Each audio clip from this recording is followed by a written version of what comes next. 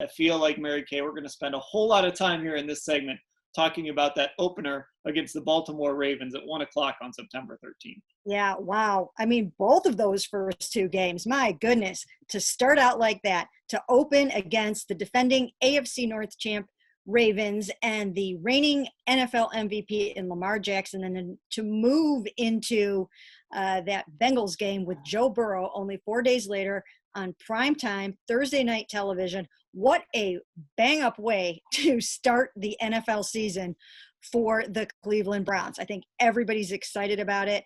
I was actually shocked and surprised that they loaded up with 4 AFC North games in the first half of the season.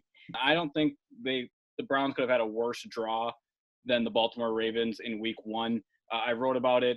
Teams, and it's pretty obvious, teams with new coaching staffs are going to have a disadvantage, lack of continuity in 2020. And the Browns are the only AFC team with a new coach, and they're getting Baltimore and everything they are in week 1. I don't think it could be a worse draw. They're going to be ready for the Browns this time around. They're not going to let them probably come into their house 2 years in a row and beat them. But boy, that was something else when they did it last year. And the Browns have the element of surprise. Nobody knows what they're going to be about. Okay, so now we'll move on to the next 4 on the schedule. Home against Indianapolis. That's a 4 o'clock game, one of the rare 4 o'clock games for the Browns. At Pittsburgh, at Cincinnati, and Las Vegas. Nothing really to circle in that group, right, Mary Kay?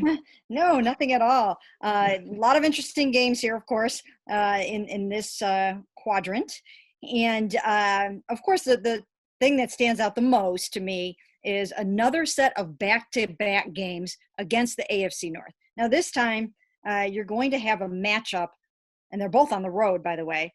You're going to have a matchup against Ben Roethlisberger for the first time in a long time, presumably, if his elbow checks out okay and he's ready to go and he's still healthy and it's working out okay. So Big Ben dominates the Browns. I think it's something like 22-2, owns the Browns. And then it's the rematch already with the Bengals. And again, by the time you get done with these 4 games, you have played 4 of your 6 AFC North games. And that is really surprising to me, because usually they like to have those games at the end, a lot of those games in the second half of the season when the races heat up and everything gets so exciting. But those 2 games back to back are going to be crucial. That's, especially this season, I'm surprised by that. But Ellis, of course, the other big thing is this is going to be the great return of Myles Garrett, not the return of Myles Garrett to Pittsburgh, but this is going to be his first game in Pittsburgh, and the Browns are going to have to navigate that. It's going to be a story, even if Big Ben is the starter and he's not on the bench with Mason hurt and Mason Rudolph is starting. It's still going to be a story. Myles Garrett returning to Cleveland, and the Browns and this coaching staff, they're going to have to deal with kind of that circus around it. This is going to get national attention. Yep, it's going to be everywhere. I mean, we lived through it last year, and really, other than the Giants game, this is going to be the national attention, whether, where they play the game, whatever. It's going to be talked about all week. The players are going to be asked about it all week. It's just the name of the game. You get the bye week right there in the middle of the season. So perfect spot for the bye for the Browns. And then we kind of get into, probably, if we're dividing this into quarters, probably the toughest quarter of the season. Some sneaky good games in here.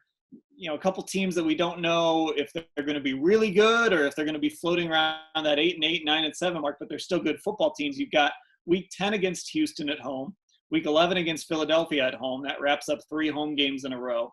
Then you go to Jacksonville. That's not one of the teams I'm talking about here, but then you have to go and play Tennessee on December 6th. Mm-hmm. Those are 3 teams with very high ceilings. The Titans on the road there, that would, that is a little bit of a scary game. I mean, you just have to really appreciate Mike Vrabel's coaching, what he's able to do, and he is going to want to do what he did last year to the Cleveland Browns and kind of shut those guys down. And by then, they're, who knows who could be talking and all of that. So that is a very interesting and pivotal stretch of the season. And when you look at this final quarter of the season, I mean, it once again starts out with a bang. How sky high are Browns fans going to be for the Ravens coming to town on a Monday Night Football game, December 14th? That is just going to be electric. And like I said, I think the Browns will be in the thick of the playoff hunt. and there will be so much riding on that game. Then you move to the New York Giants, and you've got Odell. I mean, by then, Odell will have had 2,000 stories written about him, and he will have made, a zillion headlines, but that is going to be a classic. That's just going to be a classic for him. And, the back pages of everything. And, people are going to be all over that. And then you've got Baker versus Sam. Again, Baker versus Sam is always a cool matchup. And then you finish off, as they so often do, against the Pittsburgh Steelers and probably Ben Roethlisberger. So very, very interesting storylines in the final quadrant.